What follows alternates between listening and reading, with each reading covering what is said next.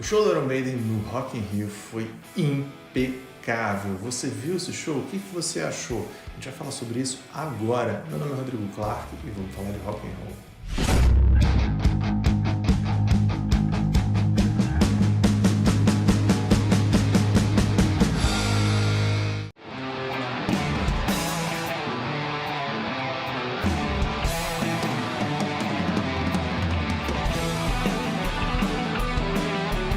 Rock in Rio 2022 já começou e na primeira noite foi já a noite que tocou o Iron Maiden, além de outras bandas como Sepultura, junto com a Orquestra Sinfônica Brasileira, o Gojira, e fechando a noite o Dream Theater. Aliás, isso foi um fator curioso, até porque o headliner mesmo era o Iron Maiden, só que eles pediram para trocar. Colega, dá para você trocar aí para a gente poder dormir mais cedo?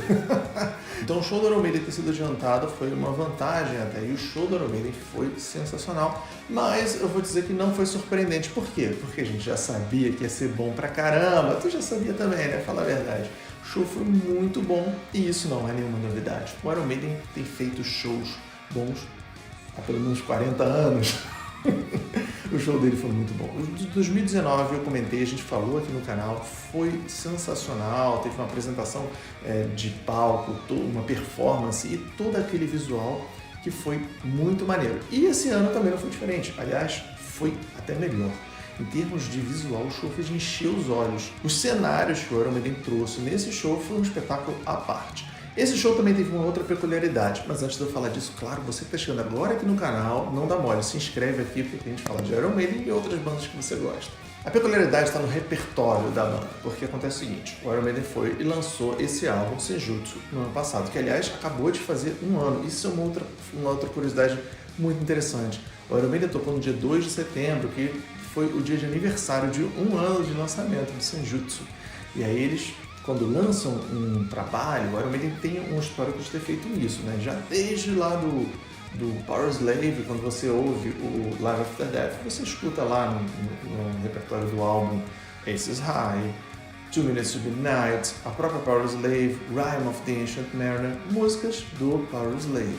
Então o Iron Maiden, quando lançava algo, até algum tempo atrás, eles faziam todo um trabalho em cima daquele álbum, a turnê era daquele álbum, o visual do palco era daquele álbum e o repertório era focado naquele álbum, que era muito maneiro, porque era um trabalho novo, uma forma de divulgar aquele trabalho novo, né? E também porque o Iron Maiden é de uma época, né, uma banda de uma época em que a turnê servia para divulgar o disco, né, o lançamento, o álbum.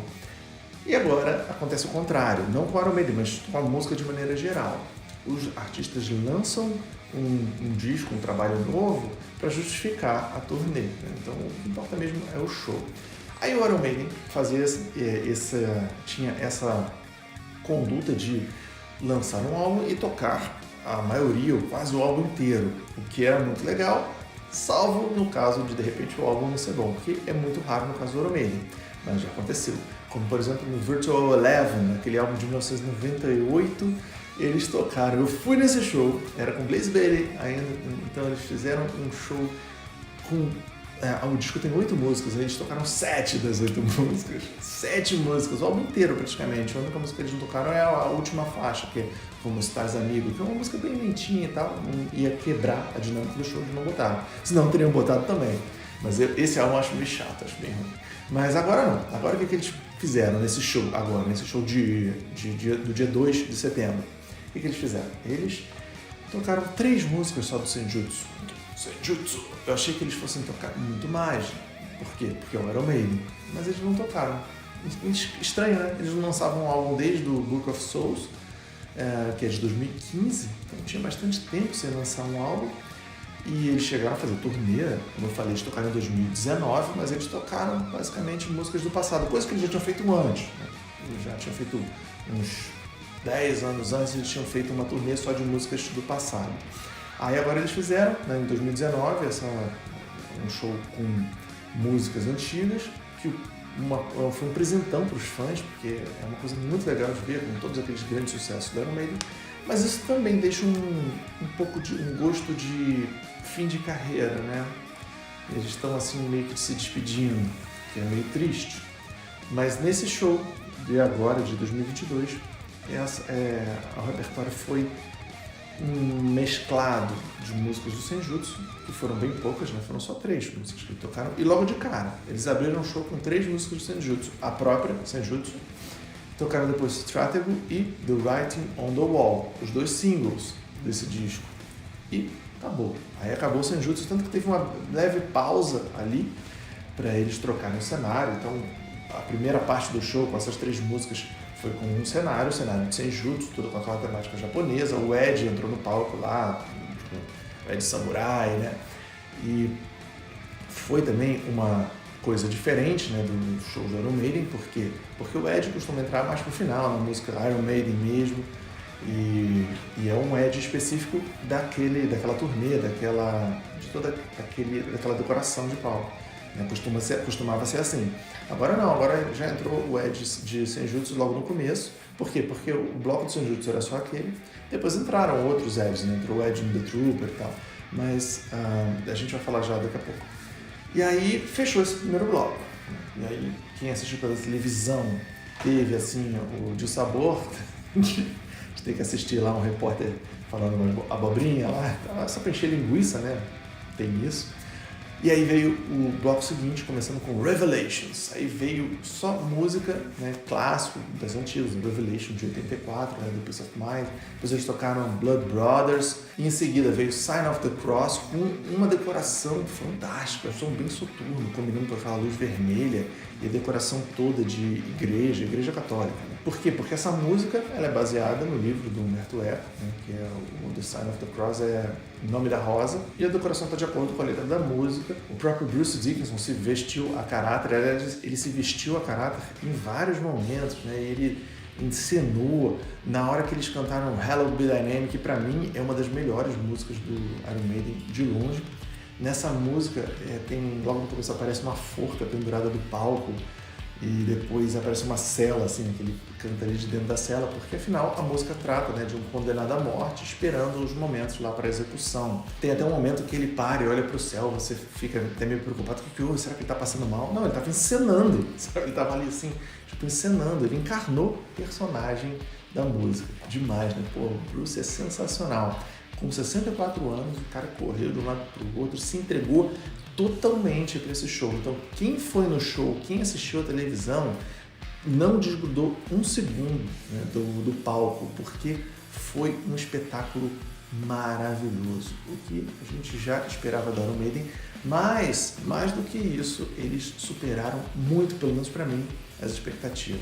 Eu falei que o Bruce tem 64 anos, mas ele é o caçulinha ali da turma, né? Porque o trio de guitarra, os 3 têm 65, né? O Johnny Curtis, o Dave Murray e o Adrian Smith. O Steve Harris já tem 66 e o Nico McBrain, o cara que mais se cansa ali no palco, porque é o baterista, né?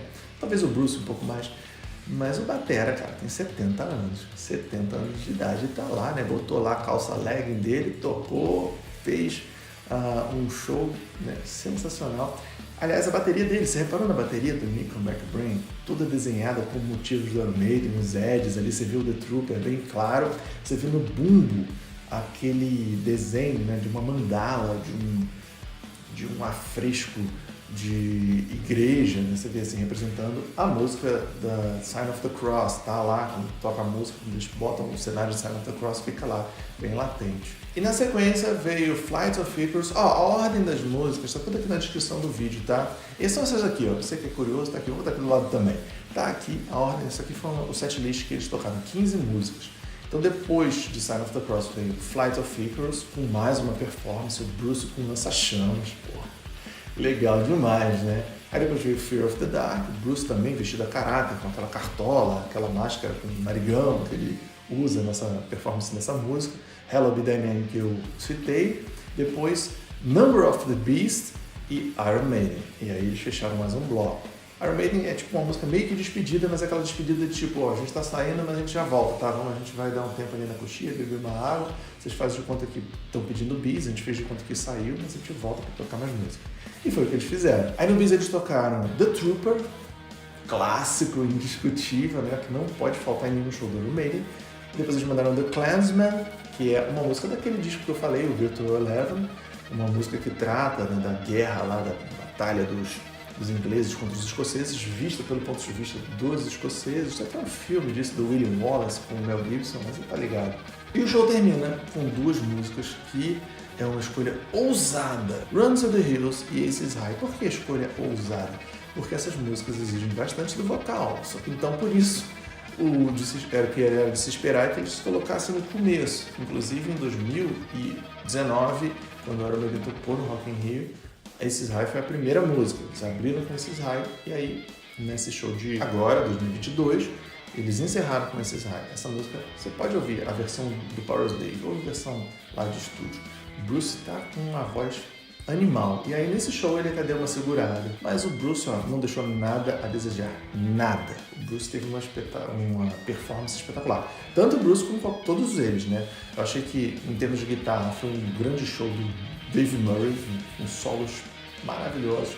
Do Adrian Smith também, acho que os solos ficaram mais a cargo desses dois nessa turnê, nesse show. Steve Harris, que não apareceu muito, acho que parecia estar meio cansado, ou não estava num ponto privilegiado lá perto do pessoal que estava fazendo as filmagens, sei lá. Mas a performance do Bruce Dickinson estava impecável e ele também muito simpático, né, falando com o pessoal, falou antes de Blood Brothers, por exemplo, fez um discurso dizendo que esse é o primeiro Rock in Rio desde que a gente teve que passar por tudo que a gente passou. Lógico que ele estava falando, né, dos anos de 2020 e 2021 e dedicou essa música ao público, né, aquela galera que estava lá, que chega junto sempre no show do Iron Maiden, falando, nós somos Blood Brothers. People from the whole fucking world that came down to Brazil to Rock in Rio. People that came down because they're part of the Maiden family. They're part of our brotherhood. And my friends, tonight and for always, Brazil, we are Blood Brothers!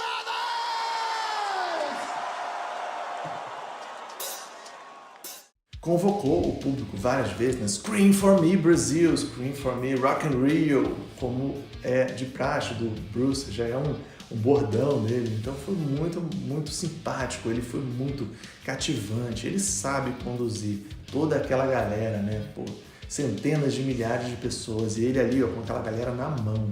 Demais, demais. Você viu a preocupação do Iron Maiden com o cenário, você viu a preocupação do Bruce com o figurino, vestindo roupas, até quando eles tocaram o bloco do Senjutsu, ele estava com um coque no cabelo, né, com estilo samurai. Depois, quando eles tocaram The Trooper, ele vestiu lá a farda, como ele faz, né, balançou a bandeira do Brasil, deu um tiro no Ed, lutou a espada com o Ed, passou por baixo da perna dele, fez tudo, né, fez tudo. Tudo isso, além do excelente desempenho da banda toda, fez com que o espetáculo fosse fenomenal, maravilhoso, para a gente querer mais. E ele fala, a gente vai voltar, né? Em The Number of the Beast, né? Ele fala, I will return, ele fala, we will return, falando para as pessoas, a gente vai voltar. Ou seja, esse não é o último show do Iron Maiden. E no final do show ele até fala que muito obrigado pela presença de vocês, voltem para casa em segurança para a gente poder estar junto aqui de novo em breve, ano que vem. Ele fala até ano que vem. Demais, isso enche a gente de alegria, né? Saber que o Iron Maiden tem essa história de amor com o Brasil e vai voltar sim. Sobre a performance vocal do Bruce Dickinson, só podemos fazer elogios. Além de toda aquela disposição, ele mandou muito bem, como sempre. Em alguns momentos ele deu uma segurada, como em Aces High e Run to the Hills, que são as músicas que eu falei que eles colocaram no final, mas de uma forma ousada. Em Run to the Hills, a parte que pega é o refrão. Só que aí o Bruce, algumas vezes, não cantava o refrão e ele deixava só com backing vocal. O caso é que o backing vocal não era a mesma nota dele, né? Então as notas elas se encaixam, formando, tem até uma harmonia vocal. Quando o Bruce não canta, fica até estranho. Ouve lá de novo. E teve também um momento em Blood Brothers, assim que ele começa a cantar, o Bruce dá uma atrasada no tempo. Eu acho que ele perdeu o retorno. Acho que ele não estava ali, não sei se teve algum problema técnico e ele ficou sem retorno, ficou atrasado, mas isso não foi um deslize dele. Uma coisa que foi resolvida rapidinho até, porque na segunda estrofe ele já estava cantando certinho no tempo. Mas é claro que eu quero saber o que você achou desse show. Será que esse show superou suas expectativas? Qual dessas músicas, dessas 15 músicas que o Iron Maiden tocou, que você achou que ficou a melhor? E qual delas que eles não tocaram que você sentiu falta? Aquela poderiam ter tocado essa. Qual música que você acha? Comenta aí. A gente vai continuar acompanhando o Rock in Rio, tem outros shows por vir aí, em breve tem Justin Bieber. Não, brincadeira, brincadeira. Essa daí a gente não vai fazer cobertura não, mas vai vir, ó, ainda. Guns N' Roses, Green Day e Offspring. Esses três são legais, vale a pena prestar atenção. Muito obrigado pela sua atenção, até a próxima, só nos resta o rock and roll.